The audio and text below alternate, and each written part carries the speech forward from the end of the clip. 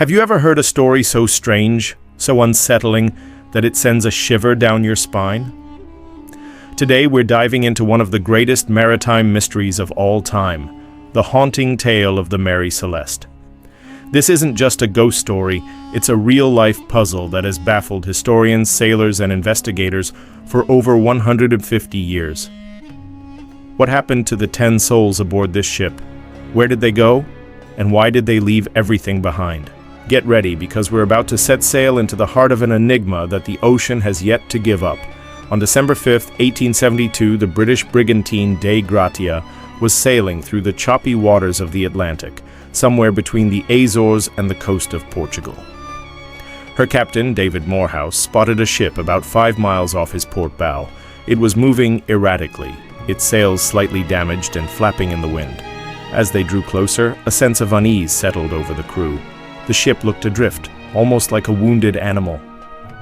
Captain Morehouse recognized it immediately.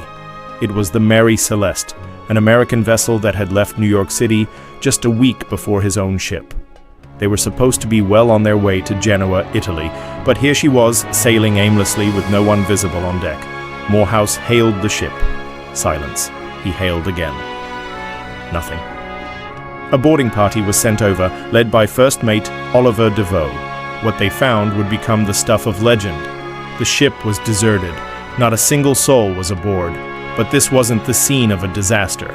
The ship was in remarkably good condition. It was a bit waterlogged, with about 3.5 feet of water in the hold, but that was manageable for a ship of its size. The sails were set, though some were torn. The ship's single lifeboat was missing. That was the first major clue. Had the crew abandoned ship? But why? The eerie part was what they found below deck. The crew's quarters were undisturbed. Their sea chests and personal belongings, including money and valuables, were untouched. Pirates would have taken everything. In the captain's cabin, the scene was even stranger. Clothes were neatly folded. A sewing machine stood with a child's garment still under the needle. On a table, the ship's logbook lay open. The last entry was dated November 25th, 10 days earlier. It recorded the ship's position as being near the Azores island of Santa Maria. The entry mentioned no distress, no unusual events. It was completely routine. So what happened in those 10 days between the last log entry and the discovery of the ship? The Mary Celeste was carrying a cargo of 1,701 barrels of raw industrial alcohol, destined for Genoa. When the cargo was inspected, 9 of the barrels were found to be empty. These 9 barrels were made of red oak, which is more porous than the white oak used for the others. This has led to one of the most prominent theories, the leaky cargo theory. Imagine this. Some of the alcohol barrels began to leak. The fumes filled the cargo hold, creating a volatile, potentially explosive atmosphere. Captain Benjamin Briggs, an experienced and sober captain, might have feared an imminent explosion. Panicked, he could have ordered everyone into the single lifeboat as a precaution. Perhaps he intended to tow the lifeboat behind the Mary Celeste until the danger passed. But a sudden squall could have snapped the tow rope, or the wind could have picked up, pushing the larger ship away from the small, vulnerable lifeboat faster than they could row.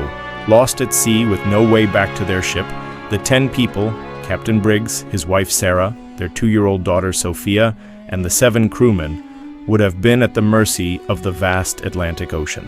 This theory explains the missing lifeboat and the 9 empty barrels. The alcohol itself wasn't missing. It had likely evaporated, leaving no trace. The water in the hold wasn't a sign of a major leak, but something that could happen on any transatlantic voyage. It all seems to fit together. But it's not the only theory. Another popular idea involves a seaquake, a kind of underwater earthquake.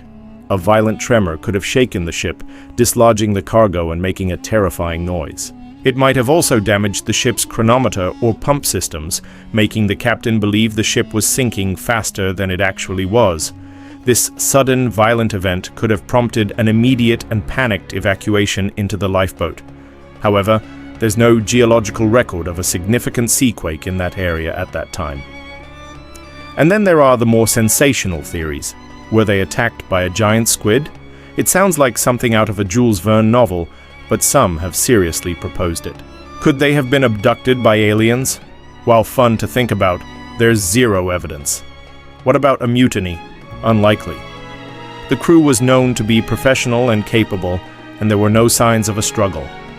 All the weapons were still in their proper places. Everything pointed to an orderly, if rushed, departure. The fate of Captain Briggs and his family is particularly heartbreaking. He was a respected captain, and this was supposed to be a milestone voyage for him, with his wife and young daughter joining him. Sarah Briggs wrote letters home filled with optimism and love for her husband and their life at sea. The last image we have is of a child's unfinished sewing project, a silent testament to a life cut short. The people of the Mary Celeste simply vanished, leaving behind a perfectly seaworthy vessel that would become forever known as the Ghost Ship. After its discovery, the Dei Gratia crew sailed the Mary Celeste to Gibraltar, where a salvage court investigation was launched. The Attorney General in charge was a man named Frederick Solly Flood, who was immediately suspicious. He was convinced there had been foul play, perhaps that the crew of the Dei Gratia had murdered everyone on the Mary Celeste to claim the salvage reward. He subjected Captain Morehouse and his crew to a grueling investigation, even theorizing that the stains on a sword found on board were blood. They were later proven to be rust. In the end, with no evidence of foul play, the court awarded the Dei Gratia crew a salvage payment, but it was much lower than expected, a sign of the lingering suspicion. The story of the Mary Celeste became a media sensation, spawning countless books, articles, and documentaries. Even Sir Arthur Conan Doyle, the creator of Sherlock Holmes, wrote a fictionalized short story about it, which added layers of myth and misinformation that persist to this day. But at its core, the truth remains elusive. The leaky alcohol theory is the most plausible explanation we have, but it's still just a theory. It's a story of how a series of small, unfortunate events could cascade into an irreversible tragedy. A respected captain, a capable crew, a loving family, all gone without a trace. The ocean is vast and holds its secrets close. The Mary Celeste sailed on for another 12 years under different owners before being intentionally wrecked off the coast of Haiti in an insurance fraud scheme. But her legend, the mystery of her vanishing crew, continues to drift through history, a haunting reminder of the power and mystery of the sea. What do you think happened? Was it the alcohol fumes, a sea quake, or something else entirely? Let me know your theories down in the comments below. It's a puzzle that we may never solve, but it's one that will forever capture our imagination. Thank you for joining me on this journey into one of history's greatest unsolved mysteries.